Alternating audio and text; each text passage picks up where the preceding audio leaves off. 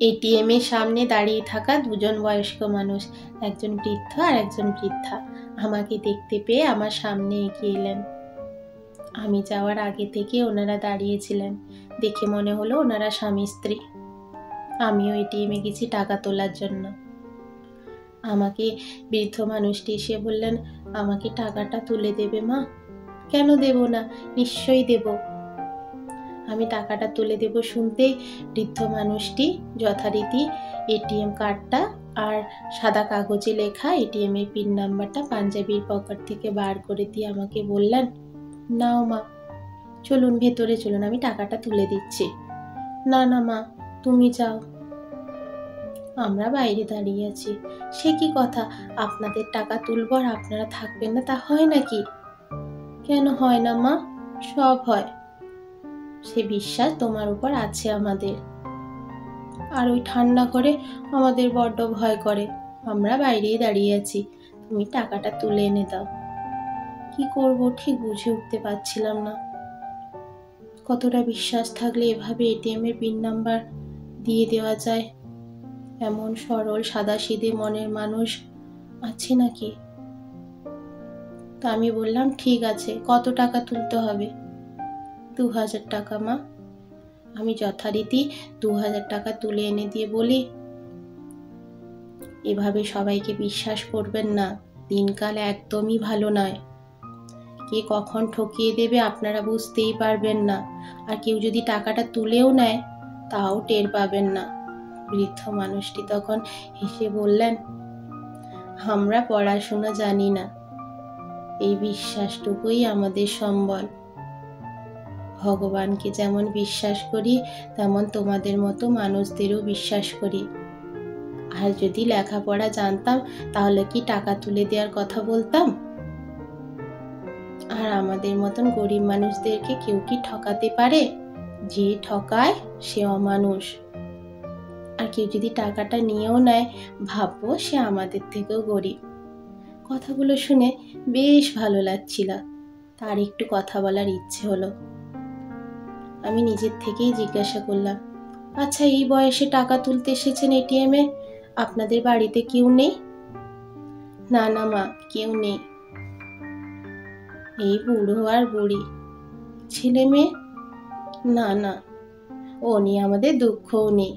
আমার গিন্নি তবু আগে কাঁদতো, বলতো বুড়ো বয়সে আমাদের কে দেখবে।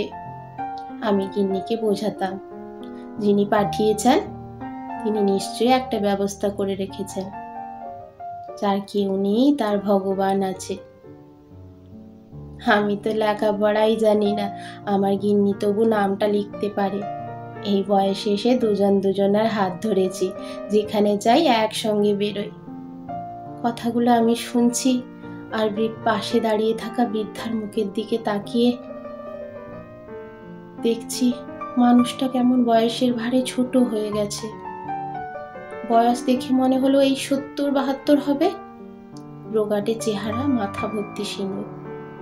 তার তুলনায় বয়স্ককে অনেকটা স্ট্রং বলে মনে হলো। মনের জোরটা যে বেশি সেটা দেখলেই বোঝা যায়। এই বয়সে এসেও ওনাদের ভালোবাসার ঘাটতি নেই। কতটা ভালোবাসা থাকলে এমন ভাবে বলা যায়? সত্যি তো, বিশ্বাস থাকলে সব হয়। তবু একটা মনের মধ্যে প্রশ্ন থেকেই গেল, গরিব মানুষ, এটিএম কার্ড মানে ব্যাংক অ্যাকাউন্টও আছে। ভাবলাম আরেকবার জিজ্ঞাসা করি। এর মধ্যে বৃদ্ধের পকেটে থাকা মোবাইল থেকে ফোনের রিং বেজে উঠল।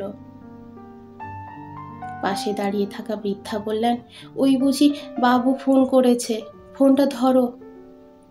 বৃদ্ধ পাঞ্জাবির পকেট থেকে কিপ্যাড দেওয়া মোবাইলটা বার করে বৃদ্ধার মুখের সামনে লাউডস্পিকার দিয়ে বললেন, হ্যালো বলো। ফোনের ওপান্ত থেকে ভেসে এলো একটা ছেলের গলার আওয়াজ, টাকা তুলেছো? হ্যাঁ বাবা। ঠিক আছে, সাবধানে বাড়ি যাও, যাওয়ার সময় ওষুধটা কিনে নিও। বাড়ি পৌঁছলে আমি ফোন করছি। এর মধ্যেই ফোনটা কেটে দিল ছেলেটি। তারপর বৃদ্ধ মানুষটি আবার ফোনটা পাঞ্জাবির পকেটে রেখে দিয়ে বলল, যখনই এটিএম থেকে টাকা তুলি তখনই বাবুর কাছে খবর চলে যায়, তারপর ফোন করে জিজ্ঞাসা করে টাকাটা হাতে পেয়েছে কিনা। আমি বললাম, খবর চলে যায় মানে? তখন বৃদ্ধ মানুষটি বললেন, এই যে এক্ষুনি ফোন করেছিল ছেলেটি, এই তো আমাদের ভগবান। ওই আমাদের ব্যাংকে একটা খাতা করে দিয়েছে, ওই প্রতি মাসে পয়সা পাঠায়। আমি বছর 10 আগে একটা ব্যাগ ঘুরিয়ে পেয়েছিলাম, তাতে 20,000 টাকা আর জরুরি কিছু কাগজ ছিল। আমি সেটা থানায় জমা দিই। থানা থেকে যে ছেলেটির ব্যাগ সেটাকে খবর দেওয়া হয়, সে এসে সে ব্যাগটি ফেরত নিয়ে যায়। সেই আমাদের সঙ্গে তো যোগাযোগ করে। ও বলেছিল এই ব্যাগটা ফেরত না পেলে ওর নাকি চাকরিটাই হতো না। ও আরো বলেছিল টাকাটা বড় কথা নয়, কাগজগুলো না ফেলে কি যে হতো, অনেক বড় উপকার করলে। তারপর আমাদের এই অবস্থার কথা শুনে ও নিজেই বলেছিল, আজ থেকে তোমরাও আমার আর এক বাবা মা, আমি তোমাদের পাশে আছি। তারপর ও চাকরি পাওয়ার পর থেকে আমাদের প্রতি মাসে টাকা পাঠায়, কখনো কখনো নিজের গাড়ি করে এসে দেখা করে আমাদের সঙ্গে। এই ফোনটা যে দেখছো, এটাও ও কিনে দিয়েছে। আমার গিন্নিকে তাই বলি, যার কেউ নেই তার ভগবান আছে। ভগবান সৎ পথে থাকলে ভগবান বনে অন্ন জোটায়। তুমি যাও মা, অনেকটা তোমার দেরি হয়ে গেল। আমি তখনও দাঁড়িয়ে আছি। বৃদ্ধ মানুষটি এগিয়ে গেলেন সামনের দিকে, বৃদ্ধার হাতটি শক্ত করে চেপে ধরে। কত কিছুই না শিখিয়ে গেল এইটুকু সময়ের মধ্যে। জীবনে বাঁচার জন্য লাগে না অনেক অনেক টাকা, লাগে সততা, লাগে বিশ্বাস, আর শক্ত করে ধরে থাকার মতো একটা হাত থাকলে জীবনে সব বাধা অতিক্রম করা যায়। জীবনে কোনোদিনই ভালোবাসার অভাব হয় না, শুধু বিশ্বাসটা রাখতে হয়। সত্যি তো, যার কেউ নেই তার ভগবান আছে। আমি বুঝলাম ভগবান থাকে সবার পিছে, সবার নিচে, সব হারাদের মাঝে।